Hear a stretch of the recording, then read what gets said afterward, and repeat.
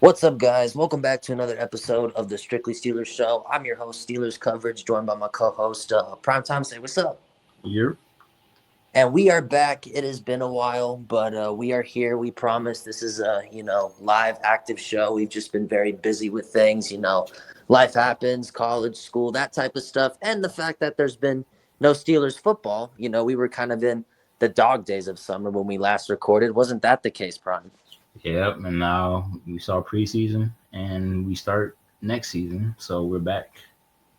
Yeah, we are back and very excited about that because we are literally after this weekend, we are a weekend away from week one, where the Steelers will take on the Jets at MetLife Stadium. Yes, sir. And the Steelers have their 53-man roster set. So we're going to talk a little bit about that. Who made the team, who didn't, who's on IR, who got brought back, stuff like that. And So yeah, it should be a good episode, and we might talk a little bit about the regular season teams we think that could be, do really well, sleeper teams that no one's really talking about, and then teams that we think are overrated. So this should be a fun one. So without further ado, let's get into it. So, Prime, I gotta ask you, looking at the 53-man roster that got released a couple of days ago, were you shocked by anything, or were you disappointed with anything, or how are you kind of feeling about the current roster right now? So my thoughts, I was just like genuinely, I was shocked about like two things. Well, I say two, maybe three. The first, number one is Beanie Bishop. Yeah, Like because like even though preseason was trending, I didn't fully keep up with preseason because I had stuff to do. But I seen like a little bit of reports like Beanie Bishop not being in reports of the practice or not getting as much preseason snaps. But I still thought that he's gonna like initially make the 53-man roster based off like how he made a little bit of splash plays last season. You know, had I four interceptions, so he definitely had some good plays last year for sure. Yeah, and then of course during the off season we brought in some guys like Juan Thornhill, Jalen Ramsey, and stuff like that. I still would have thought he still would have been in the rotation. I mean he obviously wasn't gonna be a starter, but I still thought he was gonna be like in the mix of the rotation. You know, Yeah. You know what that kind of tells me though, when they cut Beanie Bishop, but obviously brought him back to the practice squad a couple hours later? yeah, we That should. tells me they really like Corey Trice because he was on the team and they immediately put him on IR. They didn't cut him or anything. So they really think highly of Corey Trice when he's healthy. It's just that's been the problem. It's been that way for about 2 3 years now. So it's like it's sometimes it gets I to a wonder point. I wonder why they're keeping him on because I feel like they would have let him go by now. Yeah, so like it gets to a point. So like um, I mean I don't know what the plan is with Corey Trice, but yeah. As for Beanie, I was kind of surprised. I was a little bit surprised that they cut him, but they brought him back to the practice squad, and I was kind of happy, like, hey, James Pierre's cut, and then boom, he's back on the practice squad. So like, Yeah. James Pierre, the most tenured Steeler since 2020, by the way. yeah, that says a lot. And then Yeah, all, that's a statistic I think nobody expected to hear. yep, and then it's like, and then also like our punter, like I like Cam Johnson, but like it's like unfortunately, did like mainly because of how his leg snapped in week one and stuff like Yep. that. I Yeah, thought that he they I thought he was trending towards like upcoming progress, but I guess he either wasn't like great enough or wasn't healthy enough. And Carlos Waitman just eventually just completely took the spot, which he played really well last season. So you Yeah, know, I'm okay with Corliss Waitman as the starting punter. I think he's capable of it, and I think he's going to be good this year. So I'm okay with it. and then like one guy I'm really like completely shocked about is Dante Kent. I mean, I get he's mainly a special teams guy, but like just like if we're going off scenarios like such and such gets hurt, like say Slay and then say Ramsey or something like that. You got Brandon Echoes, solid depth piece right there. Maybe James Pierre might get caught up in the squad, and then is Dante Kent would Dante Kent get a rep, or would he see the field on like a third down or something like that? That's like a question to be identified. But I feel like Yeah, mainly. I feel like mainly he's there for like special teams purposes, even though for the return for the return game is going to be Kenneth Gainwell, a little bit of Calvin Austin, maybe a little bit of Jalen Warren. So I'm like, where does he take his place in this part? So this is kind of like where I'm shocked about things, but I'm not completely mad at it. Yeah, I think they're going to use Kenneth Gainwell quite a bit, and I think that's a good thing, honestly, because I think he could definitely be a good, 6 to 8 yards kind of guy every down that maybe throw on a second down to get a better chance of starting a down. Maybe something like that. Mm-hmm.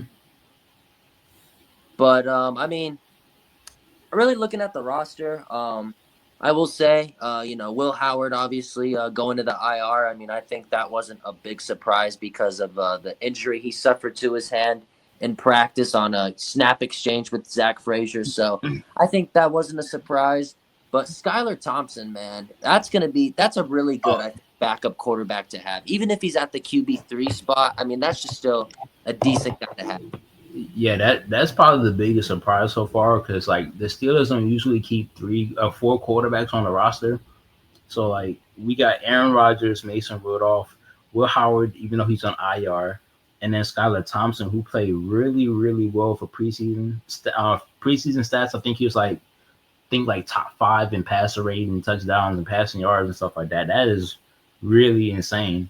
Even though it's just preseason, that it looks good from a visual perspective. So, hey, Oh yeah, for sure. Like but he was on it, and I'm happy for him.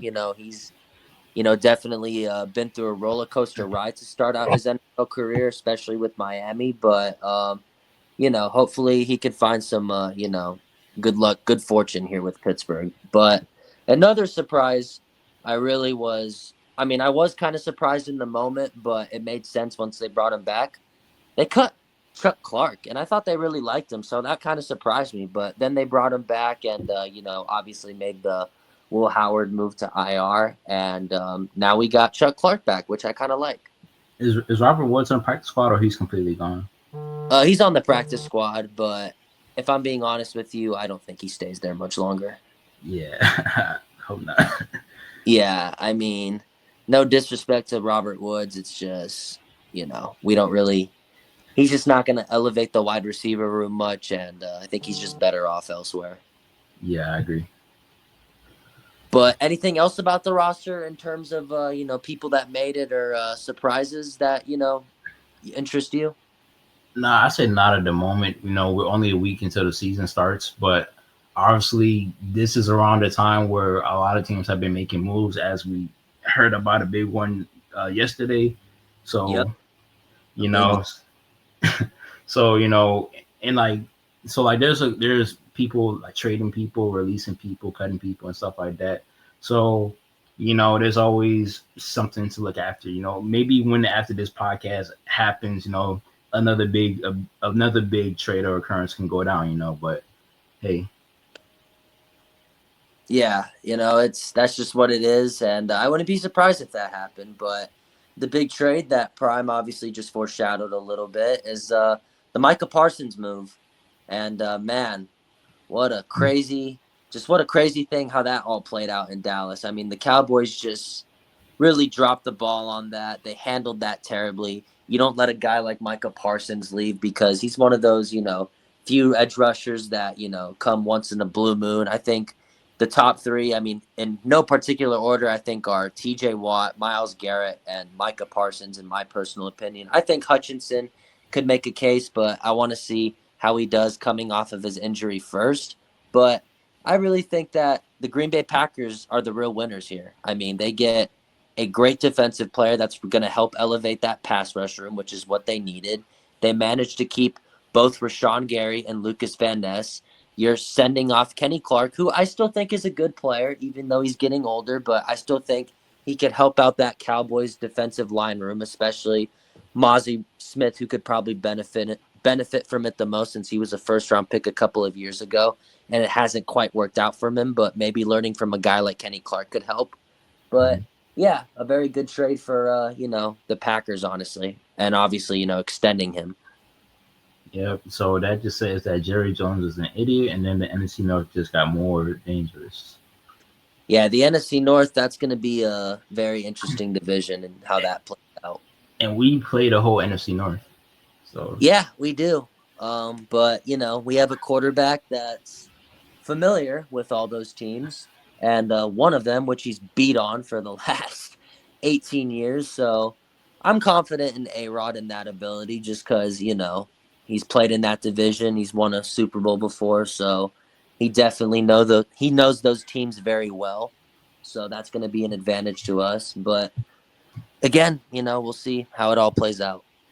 yep. So now that leads to our next category. And Pundo, I'm gonna ask for your thoughts. I'm gonna let you go first in this. What are your initial thoughts on the Steelers record prediction? Oh, okay. I mean, I'm not one of those 9-8 guys. I'll actually, give you a good analysis here as to why I think this. But I think a lot of people are definitely not high on the Steelers just based off of how this offseason went. I mean, you had a complete turnover on the offensive side.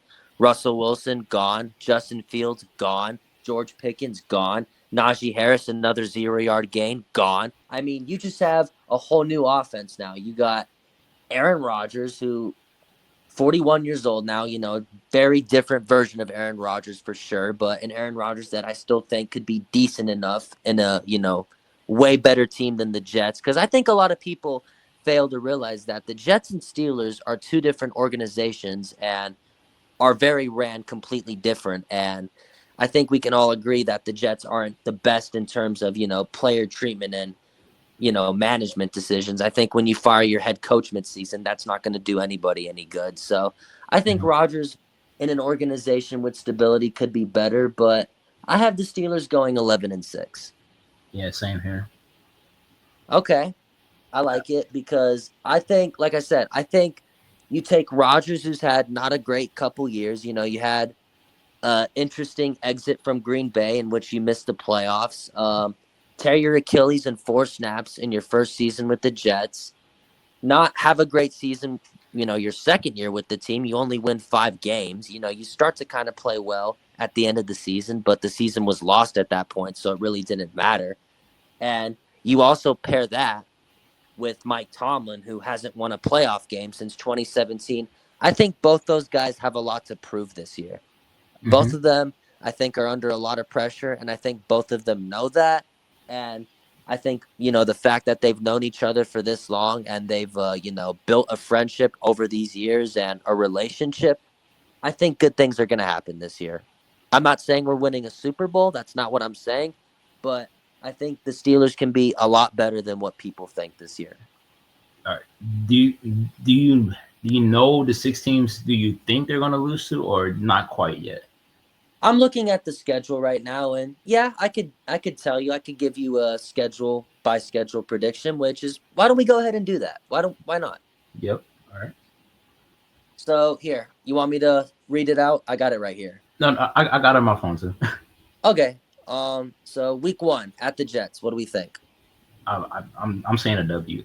This could be a game. This definitely feels like a trap game. Of course, Justin Fields, former Steeler, Aaron Rodgers, former Jet, and it's in MetLife.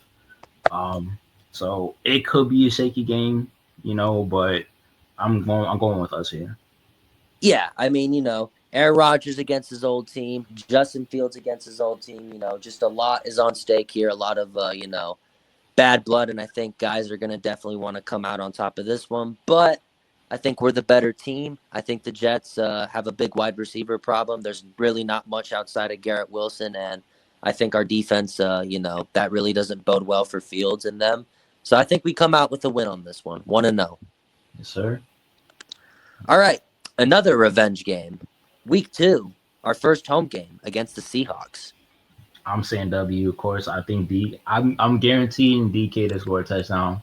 Even though I'm not on the Steelers offense, they're either gonna do something crazy or make me pissed off. But I'm saying W. I'm just That's what I feel Yeah, like. I'm confident in our pass rush to get to Sam Darnold. I'm confident that Cooper Cup is not going to do much. Cooper Cup is either going to be that guy that's going to have a crazy game or going to be terrible. I'm more You know, worried about JSN, to be honest. yes, he is a monster. Yeah, I think he's more of a worry than Cooper Cup at this point.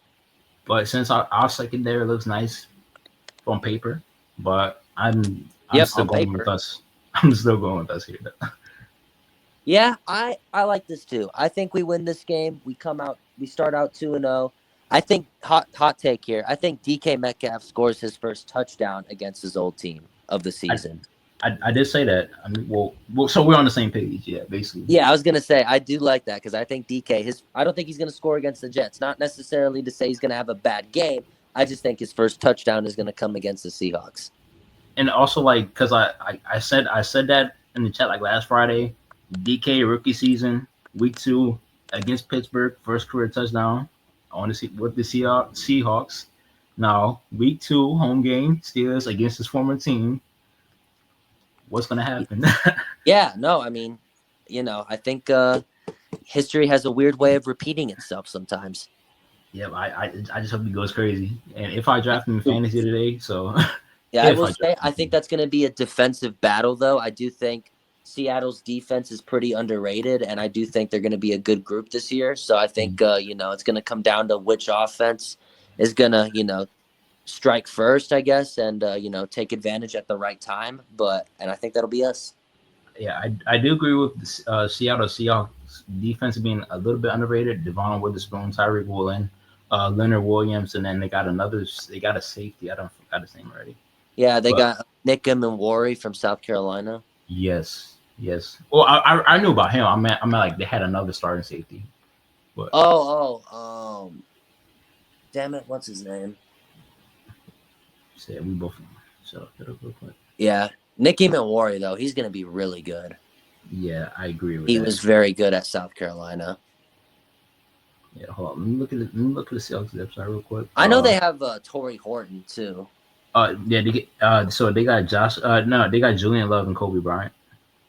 Yeah, that's not bad. And I know they also have they got DeMarcus Lawrence now, and Byron Murphy is a player I'm high on. Second year player out of Texas. That's a player I'm really high on. I think Yeah, he can be really good. Yeah, he's not bad at all either. Yeah, so Seattle's gonna have a very decent defense. All right, so 2-0. All right, so 2-0. Week 3, the Patriots at New England. This is where I have our first L. I'm not gonna lie. I think me and you are gonna think the same thing here. It's mainly not, it's not the fact that I don't think I don't feel like I feel like we're a better team than the Patriots, and I feel like we are going to be a better team. But it's just no matter how hard you put it, Tom Brady, no Tom Brady, Bill Belichick, no Bill Belichick. We always find a way to lose against the Patriots, and I don't know why this is the case. Tom Brady, Bailey Zappi, Matt Jones is just a reoccurring trend that we can't beat the Patriots no matter who's at QB. No matter who's the head coach, it makes no damn sense. And then the Patriots they look better. Drake May, he might take a step up. Stephon Diggs, and then the guy we probably mainly have to keep our eyes on is Travion Henderson, because man, did he had a hell of a preseason. So it's like, yeah, that I think is going to be good. Yeah, he looks like a dog right now, but it's just, hey, we can't beat New England no matter how hard you put it. So no, you're absolutely right, and that's why I have us losing this game. Yeah, so we're both 2-1 with our predictions Yeah, right now. I'll kind of piggyback off of what you said. Prime is absolutely correct. For whatever reason, we cannot beat the Patriots. Like, we just cannot beat the Patriots, no matter if it's Tom Brady at quarterback. Like, we just can't beat this team. 2022, week 2, Mitch Trubisky versus Mac Jones. Mitch Trubisky played some of the worst football I've ever seen and threw an absolutely terrible pick to Jalen Mills. And Cameron Sutton, Mr. GTA over here, dropped an easy interception. So we lose that game. And then what happens the year after? Oh, Thursday night, Mitch Trubisky again, but this time against Bailey Zappi, and we go down 21-3 to start out, and we lose 21-18. Mind you, the Patriots had 2 wins at the time, and mind you, we had just lost to a 2-win Cardinals team. So yes, I do think there is a chance that the Steelers lose this game, because if there's one thing this team loves to do, it's play down the competition, and this is the team to do it to. didn't Nelson Aguilar have like a big touchdown in on that 2022 game? Yeah, he did. He mossed a killer Withers. Oh my god! You see, I knew it No, was that somebody. was bad. That was so bad, Prime. Mikello had such good coverage, and just for whatever reason, the Nelson Aguilar just became Randy Moss at that moment. Oh man, PTSD is gone. Yeah, so we lose that one, and then as I described the Thursday night game, which we're gonna leave it at that, just PTSD for reasons. But yeah, we just can't beat this team. So yeah, I got us losing 2-1. All right, so 2-1 for both of us. Next game, week Next game, 4. a very highly anticipated one because it is a international game. The Steelers will be traveling to Ireland to take on the Minnesota Vikings, and that game starts at 8:30 for me. So, Jesus, that is going to be something for sure. But yeah, I have us winning. I have us winning probably by like 3 points because yeah, like be a close game. JJ, yeah, JJ McCarthy's unproven, but you have in my eyes the best receiver in the league is Justin Jefferson. This is just my No, I eyes. agree with you. I've said that to other people too. I've said that to my friends. I've said that to my coworkers. I am with you on that. Justin Jefferson's the best receiver in the league. So yeah, Justin Jefferson. Then Jordan Addison is coming off a suspension. Now you got Adam Thielen, and then their defense is still pretty good because Brian Flores. yes, Brian Flores. I almost forgot his name. Brian And also, Flores. he knows Mike Tomlin too. He spent a season with the Steelers, so he knows what Mike Tomlin is gonna want to do. That's true, but I feel like we can have our ways and adjust and keep it close as possible. Try to maintain some stops from the others. I know it's going to be hard to do it with the weapons they have in their offense, but I believe we can pull off a W. Yep, I have us winning this game too. I think it's going to be a very close one, though. I think it could come down to a nail biter, just because I think these teams are honestly pretty well matched and well rounded. I think the defenses are kind of similar, but I think ours is better, just because I think our D line is better and our secondary looks better on paper, as Prime said earlier. But we don't know what to expect from JJ McCarthy because he hasn't played an NFL snap. It'll be, the fourth game into the season. So, how's he going to look by then? We do got to worry about Justin Jefferson, though. That's going to be a problem. TJ Hawkinson, too. Aaron Jones. The Minnesota Vikings just have a very good supporting cast to where I think anybody, we saw it with Sam Darnold last year. That could be just a good offense that could steal any game, any given time. And I think Kevin O'Connell is the right coach for that team, and he's one of the coaches I like in this league. And I just think it could be a game that could go either way. But it's one I have us winning just because I think it's a game that a lot of Steeler players have circled on their calendar that they are going to want to come out of that one with that win. Yep. But I think that'll be a good game nonetheless. I'm not going to lie. I'm kind of excited for that. Agreed. So I gotta wake up very early and then depending on if I gotta go to church or not. So like yeah, it's an early game for me, 8:30. So I gotta be up at the butt crack of dawn. Yep. All right. So 3-1, both of us right now. Week 5 bye, which is the very next week. We got an very early bye. Yeah, we do. That is so sad. Yeah. This is deja vu 2020 again. Yeah, we're not going to talk about 2020 though because of the team that we have after the bye. All right, and that's the Cleveland Browns, week 6. Yeah, we win this one, 4-1. Yeah, that's what I'm going with. Not much needs to be said. Browns are terrible. Browns are terrible. We're at home. We don't know who the QB is going to be at this point. So yeah, but even if it is Shabum Sanders, TJ Watt's got that man on lock, so I'm not worried at all. Cleveland Browns, you guys are not a good franchise at all. Myles Garrett, you're not better than TJ Watt. Yeah, that's all I have to say. Yep. So wait 4-1 or 5-1? 4-1. Yep, 4-1. All right, so 4-1. All right, and Thursday night, and it's against another Ohio team, but this time we are on the road. against the Cincinnati Bengals. This is where I have us taking our second loss. I do too. What the? So we're on the same page. What the Yeah, heck? this is kind of crazy. All right. So yeah. So it's like, it's always a Steelers thing that they start off hot, then they get cold to a certain point. You know, and going against the Bengals, I like the Bengals are still like the Bengals have a very big question mark right above the head, right above the heads right now. But it's the fact we're going against a top three, top five quarterback in the league.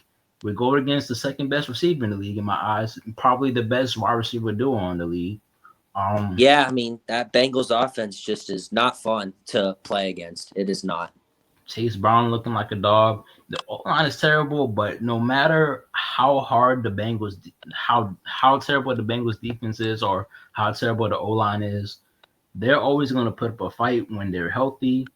And so we got a lot of people to worry about, and it's just going to be one of those games that the Steelers don't know what the heck is going on, who to stop, because Chase Brown can pop up with like a big 50-yard rush or something like that. Then T. Higgins can make a good 40-yard play. Then Jamar Chase can score 2 touchdowns in the same game.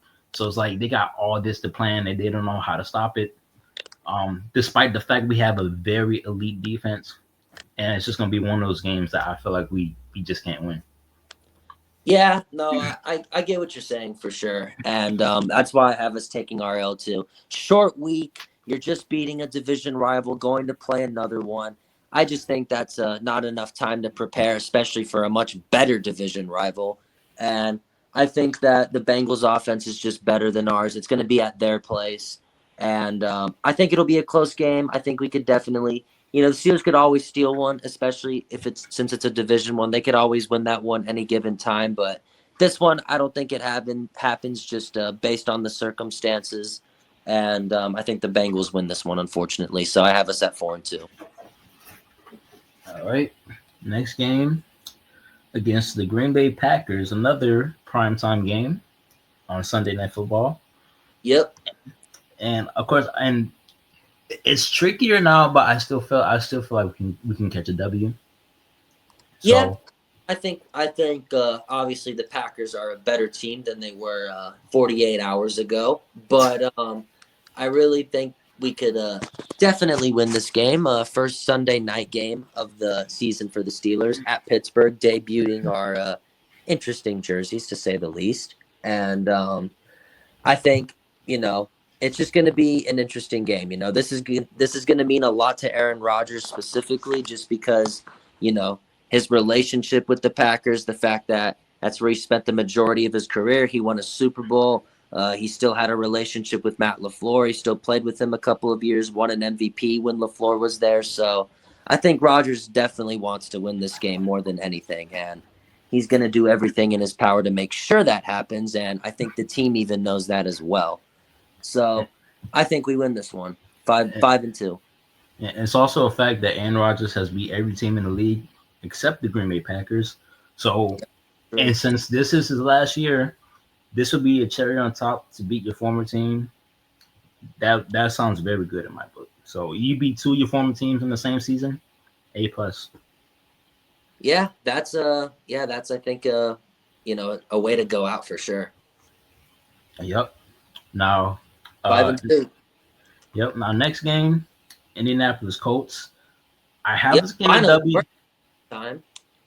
I have us getting a W, even though the Colts have had our number like two of the last 3 years. It went from us like just kept putting BTA on the Colts year after year after year, season after season, and now they've had our number the last 2-3 years. And this could be a trap game because who knows? Daniel Jones could be the quarterback. Anthony Richardson can come out. He might be the quarterback. But I feel us coming back on top and beating the Indianapolis Colts. That's how I feel confident that we can beat the Colts. I do too. I think we win this game. We're at home. Colts just have a very terrible quarterback situation, and that team is just there's a lot of question marks all around. And I think we're going to win this one. I don't think that's one we're going to drop, even though we have not played great against the Colts as of late. But I think we win this one, 6-2. Yep. All right. So week 10, uh, Los Angeles Chargers. Yep. Prime time game again. Another L right here. So Yep. Face some former Steelers. yep. So 6-3. Justin Herbert, who's on he's on his dog stuff right now. Dating Madison beer.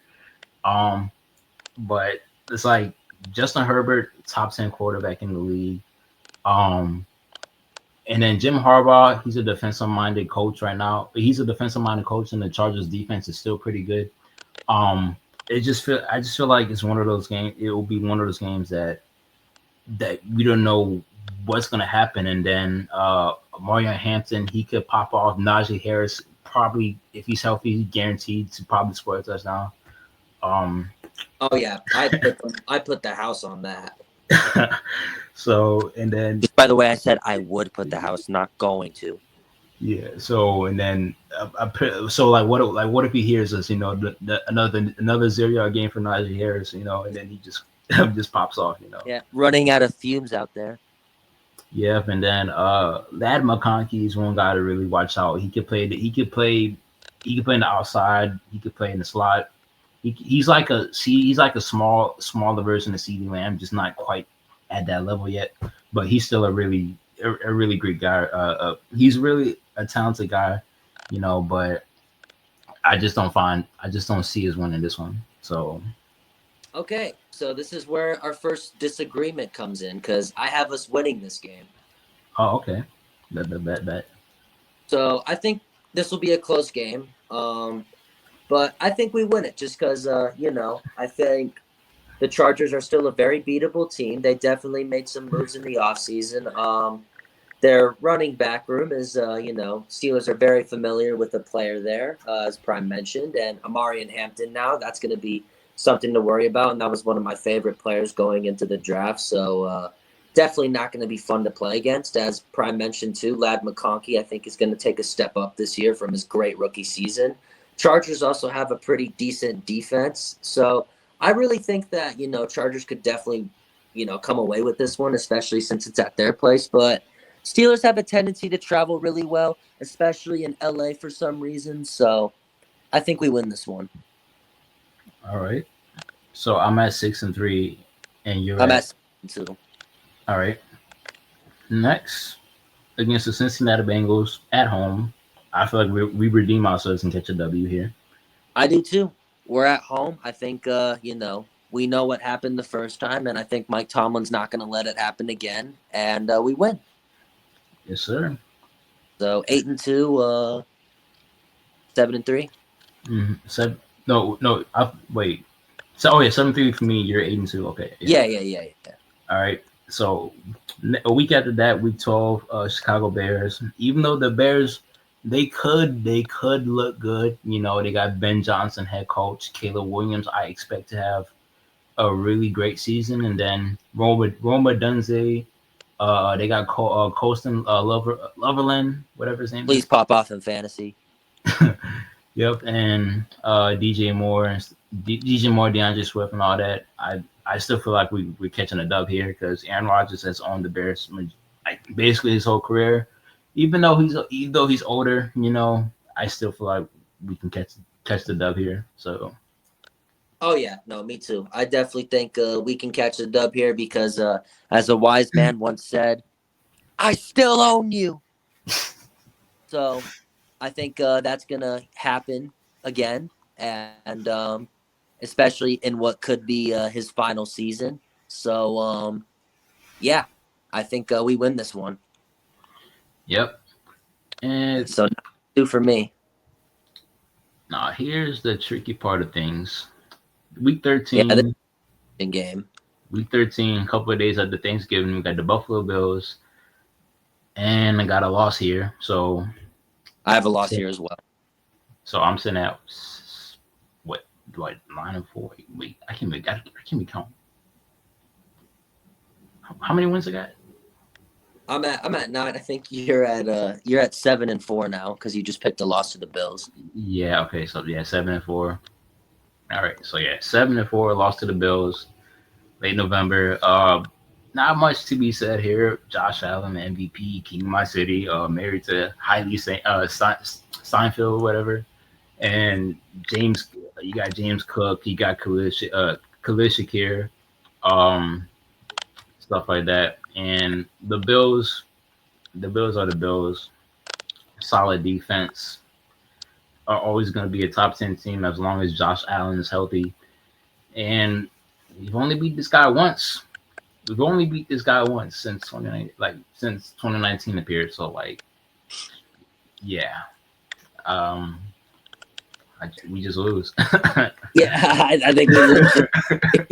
You put it perfectly. Like I think, Josh Allen, just a great quarterback. I know we're at home for this one. This is one I do want to win. Like I do want to give us a win, but I just don't think it's gonna happen. Just because Bills are a better team than us, and based on my prediction, we're on a hot streak, and as everybody does know, that's bound to end very soon. And I think the Bills, ending it to them, that's not a bad thing. The Bills are a good team, so I think if the Steelers were to come away with this with a loss, they shouldn't feel, discouraged at any point, especially during the season, because that's an easy way to kind of mentally check out. That's just a good team. Yep, pretty much.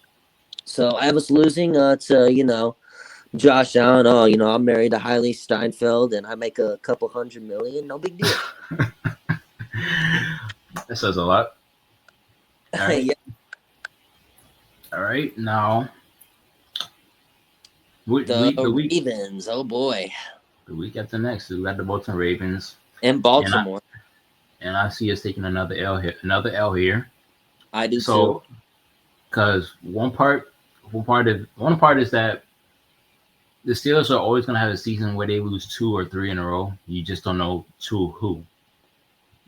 I feel like Yeah. this is around that. It's going to be those two opponents. And number two is that I say since 2018, at least 2018, almost every season since 2018, we just keep playing terrible late November, December, and it makes no sense. Like, so this is like the first week of December, or the first game in December for the Steelers, and it's just like I don't know how we can get over the hump of just like not playing bad in December, and Yeah, what's going to change, and it then is what it is.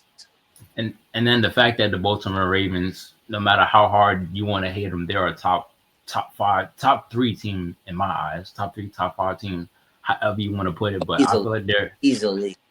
yeah, so they're a top three team. They have the two-time MVP. He should have won MVP last season based off the stats and all that, But Yeah. You can Lamar, I think they had the most. I think they had the most or second most Pro Bowlers in the league last season. Then they're just getting better.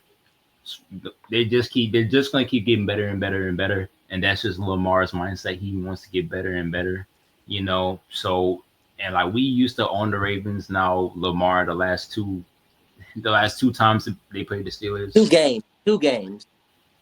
Yep, he's The cooked this. last two Derek, games we played us. he's cooked this. Derrick Henry has cooked us.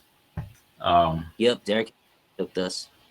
And then around this point, Isaiah Likely, Mark Andrews should be healthy, barring any setback of injuries. So and then they're in Baltimore, so that's pretty self-explanatory right there. So it's like, hey, they got this one. Yeah, I agree. I mean, not much needs to be said. You kind of, spilled it all out there for me. Lamar and Derrick Henry, that's just very unstoppable, especially at their own home stadium. And like Prime said, the Steelers always go on a, 2-game or 3-game losing streak, and I think it happens here. Okay, yep. So I'm at 8-5 right now. I'm at 9-4. All right, bet. So all right, and then week after December 15th, week 15 against the Miami Dolphins on prime time, Monday Night Football. Yeah, another revenge game. I feel like this is definitely a trap game for us, but I feel like we're going to catch the W here and bounce back. Mainly because of and it's really bittersweet because of a guy who's back in Miami. Minka Fitzpatrick. I wish he was still on the team along with Jalen Ramsey. That would have been so that would have been so crazy. But That would have been awesome. we're living in a fantasy land because we can't, as we've seen this off season alone, we can't have things that we want to see. We wanted to see GP and DK. That's not going to happen. We wanted to see Minka and Jalen Ramsey. That's not going to happen. So we're living in a world of fantasies here. But I feel like we're going to bounce back and beat the Miami Dolphins here. I do too. I think we're going to win because I am not high on Miami at all. I think they're going to have a very bad season just because I think that defense is bad and I can't trust Tua to stay healthy for a full season. Not to knack on him or anything. That's just, we haven't seen Tua stay healthy for a full season. And I think there's a burned bridge between Tyreek Hill and the organization. And I just don't think the Dolphins are going to be good this year and could certainly be a trap game just because of the Steelers. And that's what they like to do. But I think this is a game we win. Agreed. All right. So I'm at 10-4. You're at 9-4. 9-5. Wait, no, yeah, wait, yeah, 9-5. 9-5. All right. All right. Next game. Week 16, Detroit Lions. I got us taking our last loss here. I have us winning this one. Oh, you do? I will explain why, but I want you to go first. Okay, so I think we take a loss here because, like how I stated earlier, December football Steelers is not really a great combo based since 2018. And so if we're going off that trend here, since November 30th, November 30th, around that trend is close to December. Is that your phone? What the bro? What is that sound? Mike, are you hearing that soon? I'm wondering if that's you. I've been saying stuff. Yo, Prime, you there? Yeah, I can hear you now. That's not me. I'm literally just sitting. Well, I don't know what that was, but what was that? Here, I can leave and come back. No. I can hear you now. Okay, continue. My bad. No, yeah, I can hear you now. So based off, so November 30th, close to December 1st, lost to the Bills. December 7th against the Ravens, lost to the Ravens, and then here around Christmas time, Detroit Lions, Steelers terrible in December. I'm just still going against that trend, and then just the fact that the Lions have so many offensive talented weapons, and then their defense got a little bit better. And then assuming Aiden Hutchinson is fully healthy, he's going to be a problem as well. But it's like I feel like it's going to be one of those games that we can't stop Jameson Williams or we can't stop Jahmyr Gibbs because Jahmyr Gibbs is a dog and probably my favorite running back in the league right now. So I just feel like we won't have an answer for one of those two guys, and it's just going to end up in a loss. Yeah, I definitely, agree with what you're saying. But here's the thing, and you can definitely agree with me on this too, Prime, for sure, and I know you will. There is always a game every year that the Steelers have no business of winning whatsoever. But you know what happens? They win it. They come away with it, winning it in the most unimaginable way possible. Remember that Washington game last year that we all thought we were going to lose? That is indeed true. Yeah, remember how that game ended? That is indeed true as well. Mike Williams, a Steelers Hall of Famer for sure. I mean, come on. Yep. There's a game every year that the Steelers go into. They're not expected to win, but that's when they play at their best. When nobody expects them to do anything, that is when the Steelers are truly at their best. And I think that they are going to come away and shock people, and they're going to beat the Lions. Now, I think this is going to be a very close game. This is not going to be, a team where, the Steelers blow out the Lions or the Lions blow out the Steelers. I don't see that happening just because I think these teams are very coached well by two great coaches, especially Dan Campbell, who is one of my favorite coaches ever since, he was named the Lions head coach in 2021. But I think the Steelers, this is a game that they can win because I think we definitely have the schematic changes on defense to where we could stop the Lions offense, especially now that Ben Johnson's not there to come up with some crazy plays that we've seen them have in recent years. So I just think that this is the game that the Steelers are not expected to win, and they win this one. That I think is this game this year. That is a great logic right there. I mean, again, the Lions are a great team, and the Lions could very well win this game. I'm not saying that's not, going to happen, but I just think that, the Steelers could shock people that game. I do like that, and I will hope so. you And let know, me just say, if that does happen, I'm going to become the happiest dude alive. we all are. But anyway, I'm at 9-6. You're at 10-5. okay. All right. Next week, week 17 against the Cleveland Browns. I have a sweep in the Browns. That's me. Okay, So I like it, but this is where I have us taking a loss. I mean I can understand it because like when we had played in Cleveland the last couple of years, they always found a way to beat us. Yeah, we Um, haven't beat the Browns in Cleveland since Ben retired. yeah, that's actually pretty insane. But to me, I find a sweep in the Browns this year. I've said this like the last few years, but I definitely feel like we're gonna do it this year. So Yeah, again, and if that does happen, El Bozo. Okay, anyways, yeah, that would be good to sweep the Browns, considering we should have done it last year, and the fact that we lost to the Browns on my birthday last year, which was not fun. But yeah, I think in this case, what I'm doing, the Steelers coming off of a crazy win against Detroit, and especially this late in the season, what could be described as an emotional one. I just think that you could definitely drop that emotion real quick to a low tier team like the Browns, especially a division rival team as well. So I have us losing in Cleveland just because the Steelers haven't been good there since Ben retired, and I think we unfortunately lose this one.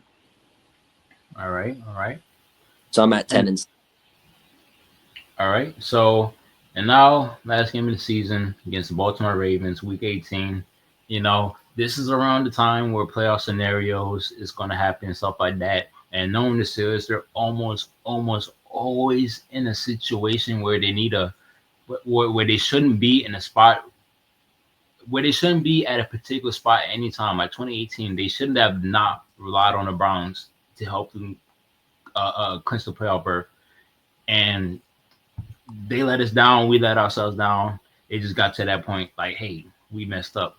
And then, I see 2021, 2022, we had no business being in the play. We had no business being in the playoffs, being close to the playoffs. But when you're on the Mike Tomlin team, it's gonna happen damn near every year.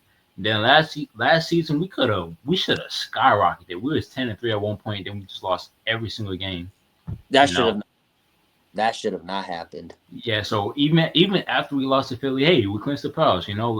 Let's move on, try to beat the Ravens and beat the other guys that we have on the schedule, and we just couldn't beat nobody else for the rest of the season, and it was just terrible. You know, so no, rough December, how I'm looking at it, and now we're climbing our way back up, and assuming the Baltimore Ravens are at have the first seed clinched, I do see them winning the division in my eyes. Um, Yeah, I do too. That's my pick to win the division. yeah, so assuming they already have the division on lock, I don't see Lamar playing. I don't see any of the starters playing, and we're at home. That's another thing. So I say we get the dub, finish the season off 11-6, and at that point we can finish. We'll see how playoff seeding works. Maybe we're the fifth seed, maybe we're the sixth seed, or if the whole AFC is talented and we just somehow the seventh seed, then I don't know. But as long as we can clinch a playoff berth, hey, I'll be satisfied. But I want a playoff win, but we're gonna see how playoff scenarios just work in the situation. But I just Yeah, feel, we got to be in that scenario first before the first in anything. yeah. So half the season finishing 11-6 right there with the W. So Yeah, I have us winning as well. Um, I think there's going to be playoff ratifications on the line here. So implication, sorry. And I think the Steelers are definitely going to be in that mix if we know this team all too well. And I think, the Ravens at that point are going to have nothing to play for because they're going to have stuff locked up at that point. And I think that's when the Steelers will win. So wait, that means you have 5 losses. Yeah, I meant to point that out earlier. I actually had us at 12-5, not 11-6. But yeah, I mean, it was only a one win. I forgot to add, but yeah. Okay, bet.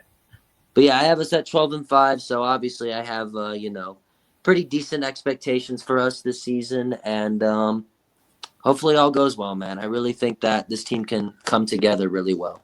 I hope so too. And if they don't, then Victor Wembanyama, here I come. Get ready to learn Warriors, buddy. Buddy, you guys are on the downfall. I won't say. See, we're not great, but we're not bad because Jimmy Butler and Curry, they're gonna make something happen. Butler gonna suck this year. Well, timeout. Let's take a timeout real quick. If Jimmy and Curry don't get hurt, you can say that they're in the Western Conference Finals or maybe the NBA Finals. Because not going to the finals. I'll talk about that. I'll talk about the season that just passed. Oh, okay. I was confused. I was like, wait, what? No way. Because I was talking about the season that just passed because Jimmy Butler got hurt in the first round against the Rockets, and he wasn't 100%. Like he should have missed the whole series if we're being honest. But Jimmy is a tough guy. He's gonna play for that. And then Curry got hurt.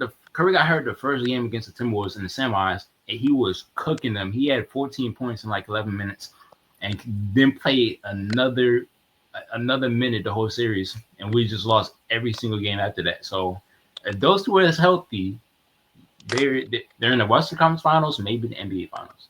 That's how I'm looking at it. But that's fair.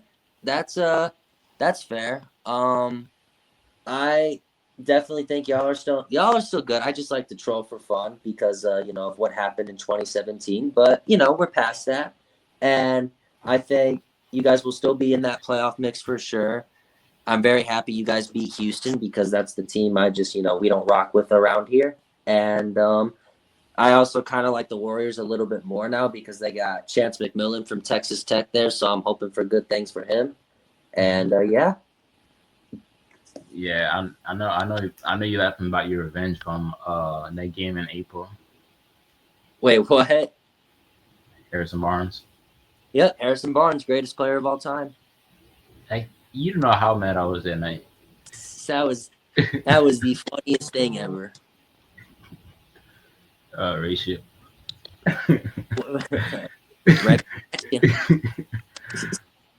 Anyways, so 12-5 and 11-6 for you. Now I gotta ask, what seeding do you see? How do you see the seeding working out? Because obviously, me and you both agree that the Ravens are going to win the division. But how do you see us playing us out in the seed? Do you think 5 and 6 is where it could be at? it's definitely gonna be around that range. I can see us at. I probably see us at 6 because if I'm going division, I had the Bills winning theirs, I got the Chiefs winning theirs, and then I still have the Texans winning theirs. If injuries pile up, I can maybe see the Jags, but healthy, I'm still going with the Texans and that CJ Stroud and that their defense is top 5 in my opinion. Their defense is good, and then this is where a couple teams can make some noise. Like to me, I don't see the Chargers making the playoffs, but I feel like with as long as Justin Herbert is the quarterback, they still have a chance. The Broncos, I feel like could get that 5th seed right there, and then we don't know how the Patriots are gonna be, we don't know how the Jags are gonna be, and we don't know how the Bengals are gonna be. So I feel like those teams right there could all be in the mix, but I feel like we can have that 6th spot, assuming the Broncos get that 5th seed. So that's where I could potentially see us being at. Yeah, I do too. That's kind of where I'm at. That wouldn't be the worst, place to be at, but I really think, if Rodgers just explodes, then obviously that's a, different conversation. But yeah, that's where I think we could be at. Yep. And now for me, I got a couple of categories I want to ask you. In Yeah, your let's do eye- it. in your eyes, who do you think is the most overrated team right now? Okay. Well, I mean, I think, when you look at just the league in general, you look at a lot of the teams, there's a lot of teams that are kind of be considered the rising teams category just with how young they are. And, a lot of players that, a lot of people are high on that could be very good. But I think a lot of those players, people are justifiably high on them because I personally think they could be really good as well. But the most overrated team, it's a hard one because I think a lot of people, I was looking at, a lot of people thought the Packers were overrated coming into last year. But I don't think that's going to be the case this year at all, especially with what just happened 24 Hmm, hours ago. But the most overrated team in the league, give me the Lions. that's not bad. I, f- I- Because, and it's, I hate to say this because I actually have loved the resurgence that the Lions have had, but I think the team is just going to look a lot different this year. I don't see that team winning 15 games. I'm sorry. I just don't think it's going to happen. And look at the division they're in. Every team in that division got better. They got better substantially. And I think, losing Ben Johnson, losing Aaron Glenn, I think the Lions are going to, feel the effect of that. Jared Goff, can he stay consistent?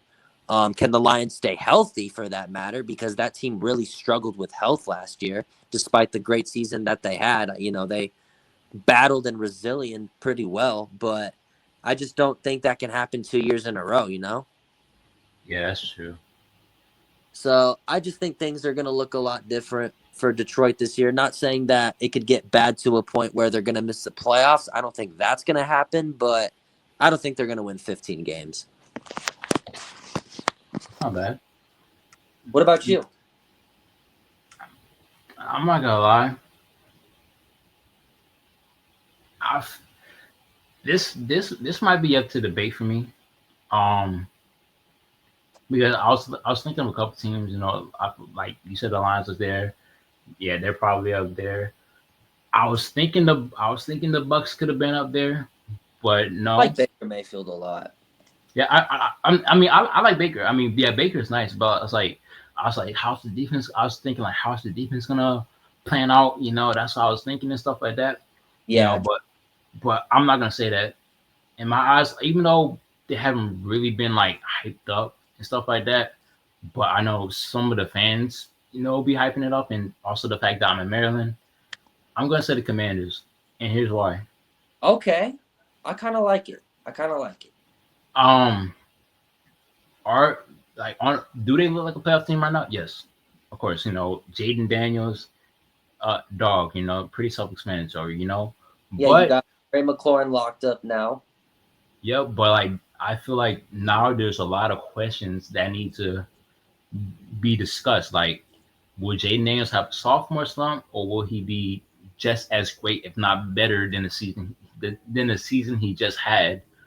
How's the RB room gonna plan out? Is Austin Eckler gonna be the RB1? Is Christian Rodriguez gonna be the goal line back? He's gonna overtake the spot, or is that other guy gonna take over the RB2 slot? I forgot his name. I know people been saying Bill, that guy. Um, and then I'm still not confident in the wide receiver room. I'm still not sold on Debo Samuel just quite yet. You got Von Miller. He's still solid, but he's aging. And then Terry McLaurin, he just got a bag. He's been very very consistent his whole career, but like now that he got the bag that he was holding out, will he play better? Will he play worse? And then their defense, I'm still not fully sold on their defense. So Yeah, their defense was a little inconsistent at times. yeah, but like as is like for the Bengals, if you have a really great quarterback, then you can always make some noise. But if everything around, I don't know about all that. So the defense, I'm still not sold on. The wide receiver core, I'm still not sold on. The running back core is very shaky right now. This is how I'm looking at things. But as long as Jaden Daniels is healthy, as long as Terry McLaurin is playing very great football, they're always gonna make some noise. But there's still a lot of questions that need to be answered, you know. And this schedule is middle of the pack. It's not really too hard. It's not too easy, but it's in the middle of the pack right now. Like if I'm looking at some teams, like they gotta play the Packers. They have to play the Falcons. They could be a very good team. The Bears could be a good team. You got the Chiefs, you got the Seahawks, the Lions, the Broncos, the Vikings, the Eagles, of course. So there's some teams that can shake them, and then there's some teams in their division that, even though it's division of football, and you would expect them to win against the Cowboys. Looking at them now, you don't know what's going to fully happen with the Commanders. So it's like a lot of questions that need to be answered, and I'm like not really too sold on. Yeah, no, that's fair. I definitely can agree with most of your points, especially, there's always that cliche saying, I know it is, but sophomore slumps happen. They happen. And let me just say, it could happen to a guy like Jaden Daniels just because, teams got film on him now, teams know what to expect from him at this point. They went to the conference championship last year. I don't want that to happen just because, I love Jaden Daniels and I have him as a fantasy quarterback. So that would really suck for fantasy purposes. But I think, you know, I think he'll still be good, but I don't think the Commanders are necessarily going to be that really, talked about team as they were last year, just because I think that there's a lot of sleepers that can make noise this year. Like you were kind of mentioning, the Bears could be good this year with the improvements that they made this year. Maybe Caleb Williams makes some noise. Oh, maybe Drake May breaks out and maybe everyone's talking about him instead. So I just think that the Commanders, and I agree with you. I'm not fully sold on Debo Samuel as well. So we'll just see what happens. But I still think they'll be in that playoff mix for sure. But I don't think they're better than Philly to take the East yet. Agreed. So Now, yeah, I can agree with that. But moving on to your other category, what did you want to talk about? uh, underrated or sleeper team that you have. Ooh, okay. I think the popular answer here is the Bears, and that's a great answer just based off of the improvements on the offensive line. Joe Tooney coming in now. I love that. Drew Dahlman from the Falcons. Caleb going into year two. Getting Ben Johnson, an offensive guru. The defense being still stout and getting better. So I really think the Bears could be a sleeper, but this is the Chicago Bears. So I will not be picking them as my sleeper team just because I really don't, I'm just not high on them, to be honest with you. I just don't think, they're going to be this team that breaks out and goes 12-5 like some people think they are. I don't think that happens, but who knows? Maybe it does. But Hmm. my sleeper team is a team in the AFC East, and that is the New England Patriots. That's very good. I think that is a sleeper team because I think that's a team that got a lot better in the offseason. I never liked the Gerard Mayo hire. I know he used to play for the team, but I just don't think player coaches really work out that well, in all honesty. It really hasn't. I think I know Mike Vrabel used to play for the Patriots, but I just think you can't go with someone of Gerard Mayo's kind of exposure just because I think he knows a little too much, if that makes any sense. And I just think Mike Vrabel, a guy who's actually coached an NFL franchise before and has seen success at the professional level, I think is better for the team, especially a team that needed their cultural identity established, because I feel like that's been lacking ever since Tom Brady and Belichick left. So I think you already got that figured out with Mike Vrabel because he's going to have, what he wants to do right away. And I think the players already know that. I think that's the perfect guy for Drake May going into his second year. You have Stephon Diggs on that team. I think a lot of people forget that just because he tore his ACL with Houston, that this guy wasn't putting up over 1,000 yards and literally, elite wide receiver numbers in Buffalo not too long ago. So I still think he's got some juice left in the tank. And they got Will Campbell now, one of my favorite picks from the draft. You got to protect your young quarterback, and that's what the Patriots are prioritizing. So good on them for that. Travion Henderson looks like an absolute dog, as Prime said earlier, and I think that was one of the best picks as well. And also look out for Kyle Williams, who they got in the draft from Washington State. I think he could definitely make a name for himself as well. So I think the Patriots offense could improve. Obviously, Hunter Henry's there, a reliable tight end. So, that offense could definitely see improvement. You get Milton Williams from the Eagles, who had a very good season last year. Christian Barmore's coming back healthy.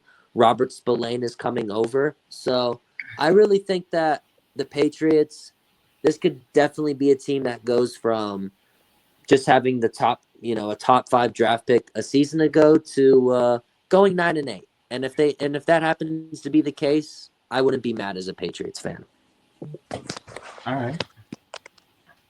What about so so for me, I was thinking a couple of teams. I was thinking the Patriots could have been in the mix. I feel like my obvious choice would have been the Broncos, but I'm not gonna go with the Broncos, Yeah, we've talked about them before, so I didn't want to, bring that category up again. Yeah, so I was thinking Broncos, Patriots. You said the Bears. That's another great team. Even the Panthers, but I'm not going with either. Even like I said, even the Panthers, but I'm not going with those teams. The team I'm gonna go with, which is it even shocked me when I even thought about it. I was like, I'm gonna go with the Falcons. And okay, that's not where I thought you'd go. Okay, so I want to hear this. So here's why. Number one, the Falcons strength of schedule, they have like a top 5 easiest schedule in the league right now. Number two is that offensively, you looking all around. I think they got one of the best offensive linemen in football, Chris Lindstrom. Yeah. Now you have like the quarterback room. You have Michael Penix Jr. That a lot of people expecting him to take a step up, and then even if he doesn't pan out, in spite the fact how Kirk Cousins was playing on and off and mainly terrible last season, I feel like he's still one of the better backups in the league. Then I agree. The RB duo, Bijan and Tyler Algier, that's still top 5 in the league. And Bijan, I expect to be very, very, very great. He popped off last season, but it's not the best yet to come for his young career. Drake London just had the season of his career last season. He popped off. Darnell Mooney was a couple of injuries away from hitting 1,000 yards last season. I did not expect that at all. And then Ray McCloud made a few splash plays. McDonald. Yep, he had the best year of his career. He made a lot of solid plays, And then there's the Kyle Pitts hype. I'm still not really sold on the Kyle Pitts hype, but you never know what's gonna happen. So maybe this could be the year that he's played some of his best football that we've seen in his young career so far. So we're going with that. Then they got some guys on the defense. I'm not too sold on the defense, but I feel like they have like a little bit of slept on guys like Leonard Floyd, Jesse Bates is still, I say, top 3 safeties in the league, top 3, top 5 safeties in the league. AJ Terrell is not bad, and then Caden Ellis, I feel like he might have like a really great improvement as well, And then Younghoe Koo still the kicker for the Falcons. He's still very good. So it's like all these pieces together, it's like a little bit, I feel like you don't know what's gonna happen, but I feel like there's some names that can pop out and just make this team come up together, but that all depends on how consistent they can be. It mainly starts off with the head coach, the quarterback, and just the fact they have a really easy schedule. I feel like I could put them in that category as underrated. And it's also the fact last season, there was a couple of boneheaded losses away from making the playoffs. Like the Commanders won. Really, they should have won that one. The Panthers won last game of the season. They should have won that one as well. But Bryce Young just turned into God, so. Bryce Young went insane at the end of last year. So, yeah. And so they mainly just got to be consistent. And a lot of those losses that came off consistent was either the defense, the head Raheem Morris, or Kirk Cousins is playing terrible football. So if they could be a consistent team, I can see them being very underrated and maybe be a sleeper for the playoffs. Yeah, I think that could happen for sure. I liked Michael Penix coming out of college. I didn't like where they took him at, but Terry Yeah. Fontenot certainly has interesting draft strategies. But I think the pieces are there for the Falcons to make a run at the playoffs. It's just that team is so inconsistent year in and year out. No matter what the quarterback, head coach situation is, that team just can't pile up a good string of wins on a consistent basis. Like they'll look like they're gonna break out. Like they started 6-3 last year, and then they finished 8-9. So it's like, you know, where are they truly gonna take off? And are they missing the right guy? Or I don't know. It's just I don't know what to think of the Falcons. They're just a weird team to me. Yeah, so if they're consistent and with that, if they're consistent with that easy schedule, I can see them very much being very good. Yeah, no, if they could stay consistent, then there's a chance because I think that division is wide open as well. So if they can stay consistent, not only do they have a shot at the playoffs, they have a shot at that division. All right. Yep. And now I have three more categories for you. Okay, All right. Number one for starters, the best team in your eyes. the Eagles. I agreed. I feel like me, I was gonna say between Eagles or the Ravens, but just the fact that the Eagles is coming off a Super Bowl win, and then how he's still making moves, whether they're good people or not, whether it's draft picks or not. I still have the Eagles being the best team right now. You Yeah, know, me too. Like that team is so well built, so well run. They just won the Super Bowl. That offense is crazy. I mean, yeah, Eagles. all right. Now, who do you think is the worst team or will be the worst team coming this season? Worst team will belong to the New Orleans Saints. I feel like it's between them or the Browns in my eyes. I But think it's going to be the Saints just because I think the Browns have a little bit of a better defense than the Saints do. But yeah, that is true. I just think the Saints are not going to have a good year. Yep. And then if the script plays out and the Saints get the number one overall draft pick, and then Arch Manning declares for the draft, he's gonna be a Saint. But that's only for script. And number three is, who you think is the most questionable team? Most questionable team? We could definitely be in that category. I'm gonna go first. We could be in the category. We could be in the category. The Cowboys are definitely in that category. Oh, The yeah, for Cardinals sure. Cowboys and the Cardinals are definitely in that category because a lot of people still have high hopes for the Cardinals with Kyler Murray. Yeah. But it's like, when is that going to happen? They haven't really been good since 2021. But to me, I'm going with over reliable, and I'm going with the Cincinnati Bengals, of course. And as I Yep, pointed, the perfect team for that category. because as I said earlier, as long as you have a very great quarterback, you can make things shake. But if you don't have a thing that's all around, it's gonna crumble. Because the Bengals finished, I think, 9-8 last season, Yeah, they did. and I think they had the most, or there was like top three in most one score losses this past season. You lost your opener to the Patriots. You lost against us the first matchup we had. You got swept by the Ravens two times, all within one score games. Um, so it's like the fact that, and then they also lost to the Chiefs in that week 2, week 3 matchup. So it's like Yeah. all these one score losses, whether that's from the offensive side or not, it mainly depends on two. It's mainly on two categories. The defense and the offensive line, and even Evan McPherson looked a little bit shaky last season himself.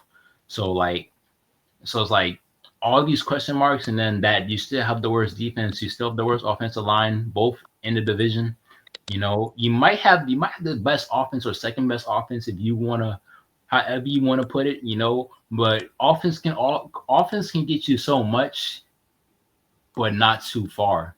Like how the Killer Bees was, we always had a top three offense year in, year in and year out, year in and year out, but we couldn't get the job done, whether that was for injuries, whether that was our defense just sucking, So it can always get you so Whoa, far. whoa. You good? Yeah, no, it just cut out for a second. I couldn't hear anything. Oh, did you hear what I said about the Killer Bees? Yeah. You're good now. You can continue. My bad. Yeah, so I was saying that I was saying like how the Killer Bees was, offense can get you so far. And it's either we wasn't good enough, the injuries, or the defense was just terrible. It's like Yeah, there's around that situation. Like offense can get you so far unless you're guys like Aaron Rodgers, Tom Brady, Patrick Mahomes, maybe even Lamar Jackson, even though Lamar has not got to that top level yet. I mean, like that, like the Super Bowl level yet. But offense can get you so far. But it's like how is Zach Taylor going to be? How is your offensive line going to be? How is your defense going to be? All these things in mind, they gotta they pile up and just come up to like multiple questions. And then after the season, say the same thing happens or close to the same thing happens like last season, there's gonna be a lot of people in the hot take. Joe Burrow might be in the hot take, depending on how well he plays or not. Zach Taylor for sure gonna be in the hot seat. Zach Taylor for sure gonna be in the hot seat. Oh yeah, Zach And Taylor might be gone. If Cincinnati has another season like they did last year, I think Zach Taylor is out of there. exactly, and then it's like how, and then if the defense being the way it is right now, it's like you don't know. They could have some surprises up the sleeve, like Shamar Stewart. Maybe he could have a surprise up his sleeve. Maybe Hendrickson, he could have a better season than he did last season. We don't know what the case may be, but there's still a lot of questions that need to be answered, and we don't fully know those answers yet. Yeah, no, we have a lot of questions rather than answers, and the Bengals are definitely in that mix for me. I'm not fully sold on the moves they made on their defensive side. I thought Shamar Stewart was a reach, if anything. So I I mean, again, the offense is great. No complaints about that. That they're going to be great. They're going to be a top 5 unit. I think everyone knows that. But it's just, is the defense going to actually not let up over 30 points a game? And are they actually going to create turnovers? Are they going to help Joe Burrow out? And, is that going to relate to wins in an already competitive division in which Lamar Jackson has proven he could beat you twice a year?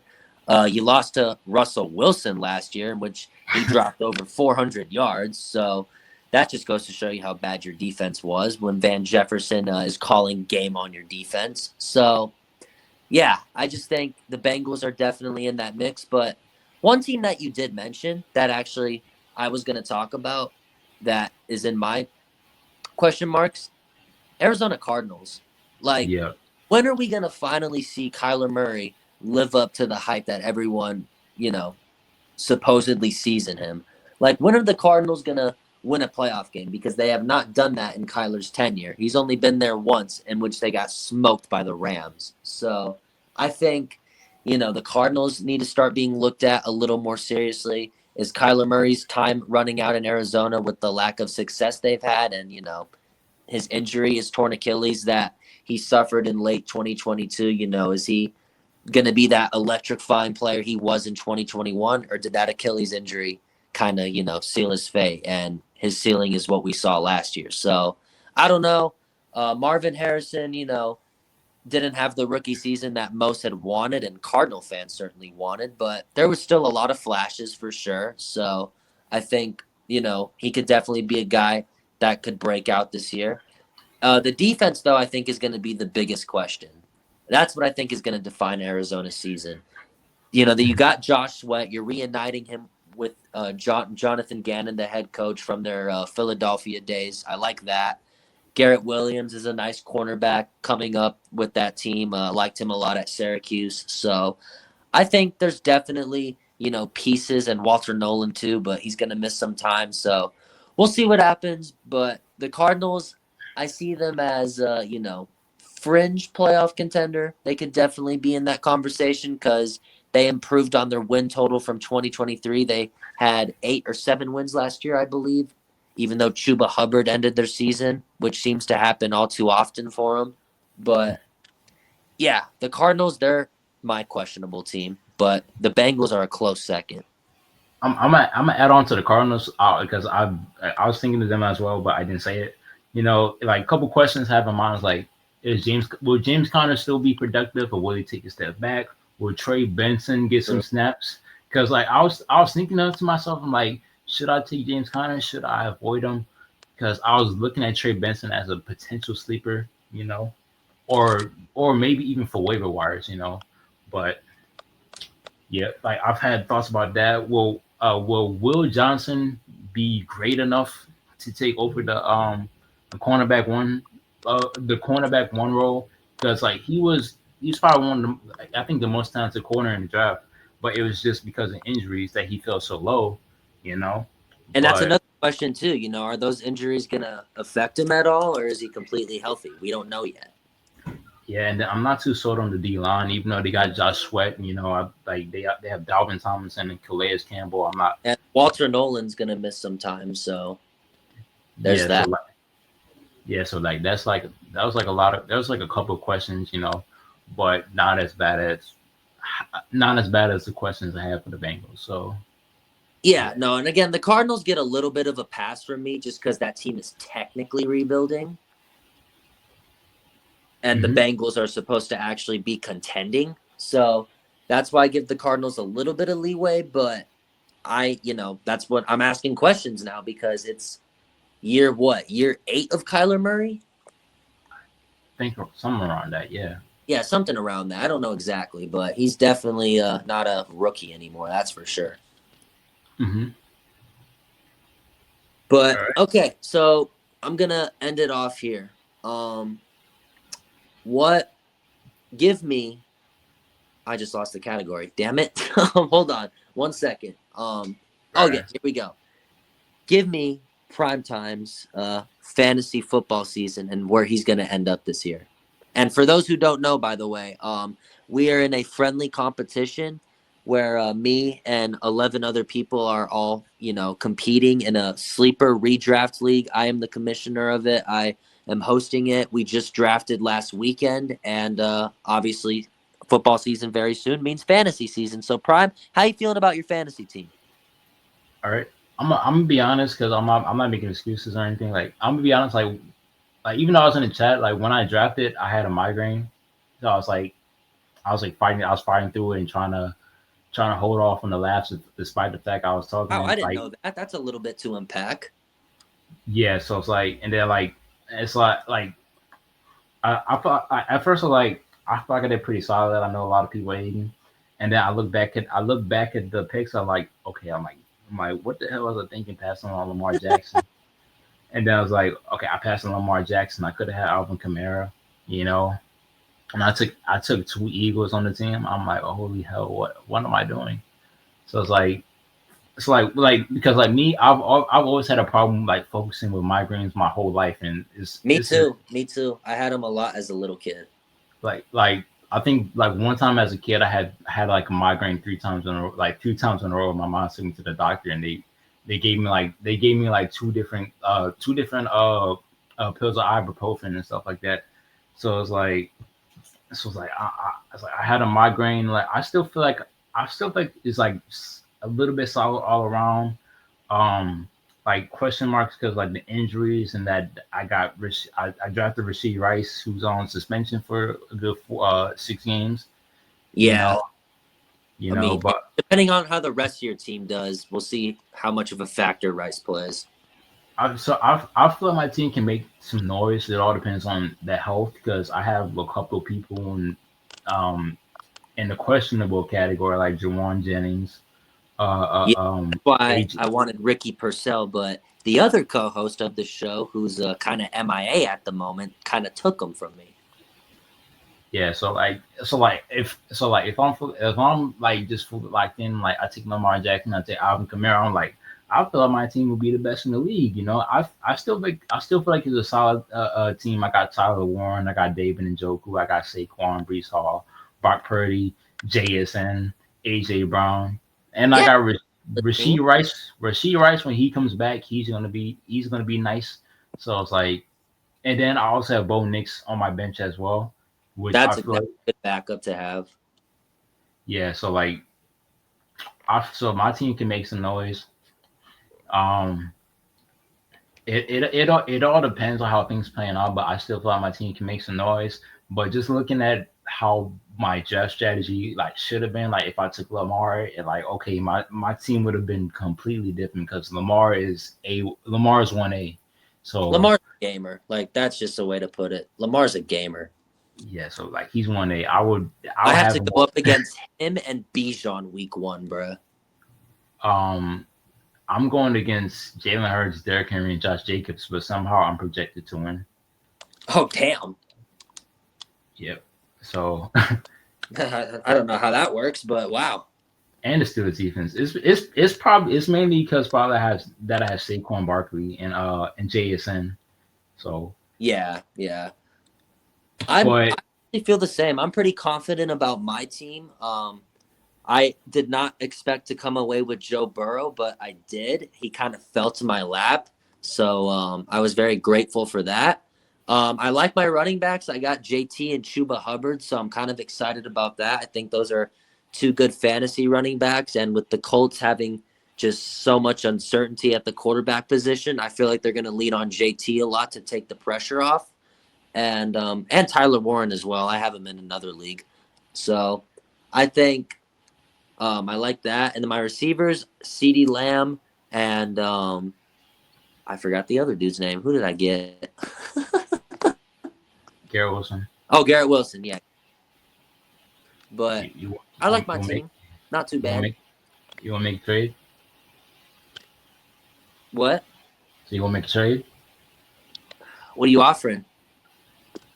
AJ Brown or somebody else for CD? Ooh. I'm listening. I mean, you could look at the team. We will pick up on those talks soon. But unless you have anything else you want to add, you want to close it out? Yeah, I got nothing else to add. Next week is just gonna be our initial thoughts and score predictions on how we feel the Steelers are gonna be versus against the New York Jets. Yep, So that'll be coming out next week. So stay tuned for that. yep. So, but I'm excited. I've still got to place my bets, and then I gotta order. I'm ready. I'm just ready to order my food and my wine and just relax and just watch some football. So I yeah. will be driving home on a road trip on Sunday, so I'm really hoping to make it home on time for the game. How far is your road trip? 6 hours. So what time you gotta leave? I have to. So I'm going home for the weekend. I'm going back to El Paso on Friday because we got some family coming into town that we haven't seen in a kind of a long time, and they're very close to us. So I kind of want to go see them myself. So I'm driving in to go see them for the weekend, and I'm just driving back Sunday. But my plan is to kind of leave a little early on Sunday to get back home for the game, which I can do. Yeah, you gotta leave early because we start at 1 o'clock. Yeah, You know what? 12 o'clock my time, but I can make that work, no problem. All right, Just got to leave at 6 a.m. or something. I'm just glad I got Sundays off. My only thing is church. So I don't know how long that's gonna be in the way. Usually I'm off early for church, but that all depends. But Yeah, but nonetheless, football is back. We got college football tomorrow as we're recording this. Hopefully USC does well for Prime, and Texas Tech is winning the Big 12. That's all I got to say. we got an easy opponent, but knowing my team, I won't be surprised if they win by 10 points. So it's like, Neither would I. We got Arkansas Pine Bluff, so what that the should be hell? yeah, what the hally. What the hally, indeed. Yeah, that's crazy. Yeah, but all right. So from the co-host Primetime Later. and from yours truly, goodbye, everybody. Peace.